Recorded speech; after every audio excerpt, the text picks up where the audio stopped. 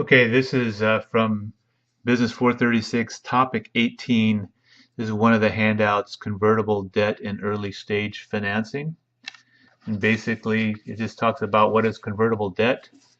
And it's a loan, debt which converts to equity, preferred stock usually, at such time as another round is raised. So it'll convert, they'll have a preferred stock. Remember, preferred stock says stock, but it's more like a bond, and it can convert at the time of the next round. That's this convertible debt. The conversion usually includes some sort of discount on the price of the stock, and sometimes, so when it purchases stock, you can buy the stock for less than the valuation of the next round. And sometimes it puts a price cap on the valuation of the next round, because if the valuation gets too high, then what you're going to have to pay for the price per stock gets too high, and then you're basically getting fewer shares than you thought. It says, note, there is almost always a definition of what size a next round qualifies to create a conversion event. So what that's saying, that's like a minimum size. So if you're raising another 100,000, then it may not activate the conversion. But if you're raising a million, 2 million, so there's usually some type of minimum size, it should say, that qualifies. Why do we use it? Well, think about it. When you do stock, all the stuff you have to do, the valuation negotiations, and it's just a lot more complicated to issue stock. Whereas debt, you just take, you get a certain interest rate on your debt, and then there's certain things like if it's convertible debt, you got to negotiate the discount, the interest rate, the discount, and maybe a cap on the valuation, and maybe a minimum next round amount before it initiates the conversion where you can do it. But it's a lot easier to secure debt than it is to sell equity. And it says since there's no valuation being set, it avoids that part of the negotiation. Few, if any, rights of preferred stock offerings make it simpler. And it can accomplish a transaction with a lot less paperwork and legal fees, the debt, because you're just basically, there's a note that's secured is for the debt, where it's a lot more complicated to issue stock. So it's easier to issue debt. You avoid the negotiations on the valuation, and it's just a lot less paperwork and legal fees, and it's quicker. When do we use it? Typically at the first financing, usually in a pre-seed or seed round, often with an angel investor or FFF investors, which remember are founders, friends, and families funding that, not with VCs. VCs are not interested typically in debt. They want, because you can't grow as much as you can with equity. They're interested more in the huge upside with equity. And also when a small amount is needed. When you're trying to do a small amount, you're trying to sell shares and valuation. That's just way too expensive and complicated. It's a lot easier to do it with debt financing. Sometimes in what's called a bridge loan, when they're bridging from a latter stage to the next round financing. So say they need some money in between. Say they've done the third round and they're going to do a fourth round, but in between they need some financing. So they'll do it that way because it's just quicker and easier. The discount. Okay, so they're talking about the discount that when you have preferred stock that you get to buy an additional stock. This allows the lender, because remember, even preferred stock is considered debt, so you're considered a lender to get a bonus on their stock conversion to recognize, hey, you're investing in this startup company, even though it's dead, it's still, if that company goes under, you could lose everything. So there's a certain amount of risk involved with that. Reasonable interest rate, 6 to 12%. And usually the discount on the next round, buying the next round stock is 10 to 20%. Okay, here's a discount example. Guy lends $100,000, say in preferred stock. He negotiates that he gets a 20% discount on equity conversion in the next round, say.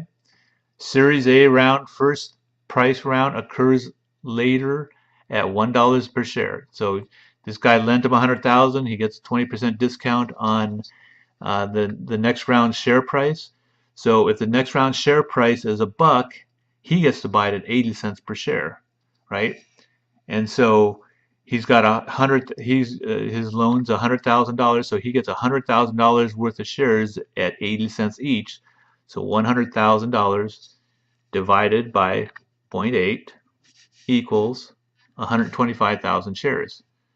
Also, any accrued interest on the loan also converts.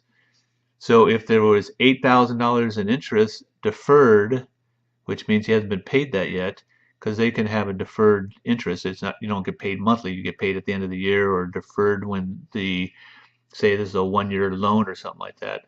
That would add $8,000 at 0.8, so he gets an additional 10,000 shares.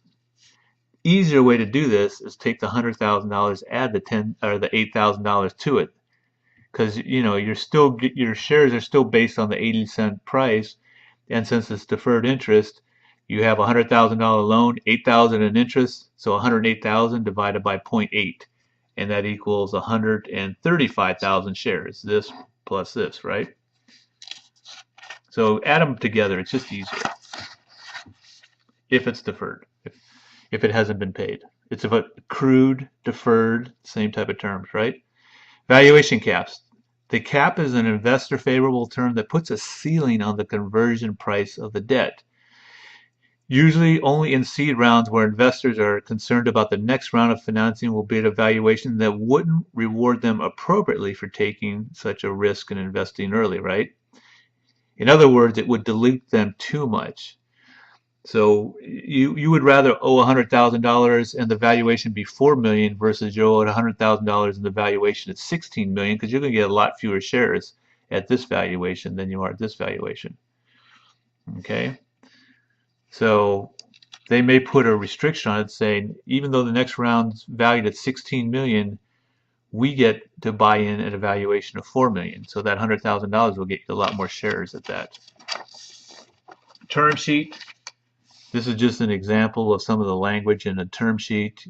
There's that whole big handout you can take a look at. But there'll be stuff about payor, payee, equity, securities, notes, debts, all that kind of stuff. Practice question number 1.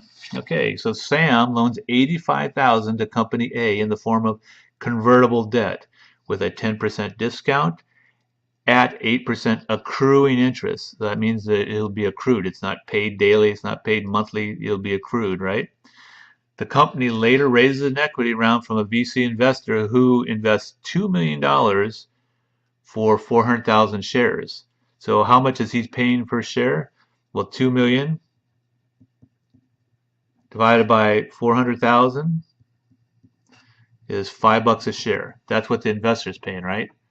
You get a 10% discount on it, so 10% of that is 50 cents, so you get to buy it $4.50 a share, right? It says at the same point, at this point, Sam is also owed $5,000. So instead of doing these two separately, just add the 5,000 to the 85,000. Now 90,000 is owed, right? It says how many shares will Sam get in the financing? Well, we just determined that his share price is going to be $4.50 and he's owed $90,000. So it should be, and you'll see down here,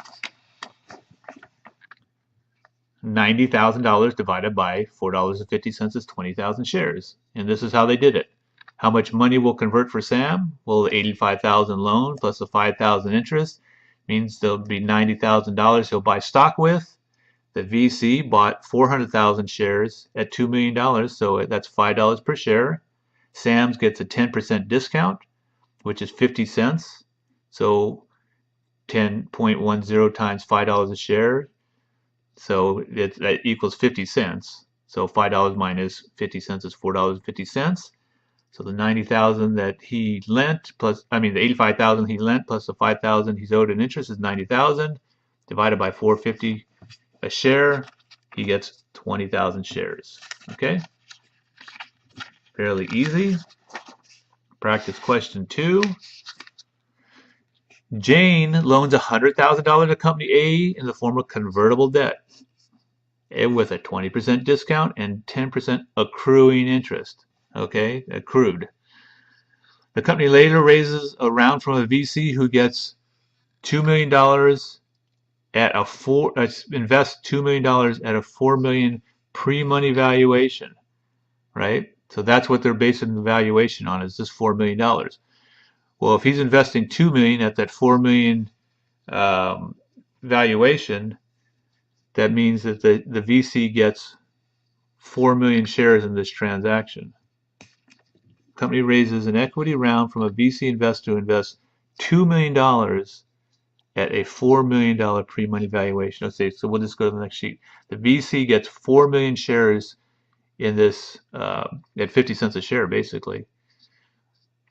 Okay, so he gets 4 million shares. That's just basically telling you right there, he gets 50, his shares price is 50 cents a share, right? Because he gets 4 million shares. Okay, so Jane also has $10,000 due. Okay, so we know that basically $100,000 in debt Jane's owed $10,000 in accrued interest. That's $110,000. All right, and the discount was 20%. Well, 20% of 50 cents is 10 cents. So 10 cents from 50 cents is 40 cents divided by 0.40, and whatever that equals, and that'll show up on the next page. Answer: how much money will convert for Jane? 100,000 for the loan, 10,000 for the interest. So 110,000 will buy interest. It just told us that the VC invested $2 million and got 4 million shares, so that's 50 cents a share. The discount for Jane was 20%, so that's 1/5 of this 50 cents, which is 10 cents. So she gets it for 40 cents a share. So you add the 100 plus the 10,000, 110,000 converts at 40 cents a share. That's 275,000 shares. Okay, that is convertible debt in early stage financing from topic 18 in Business 436.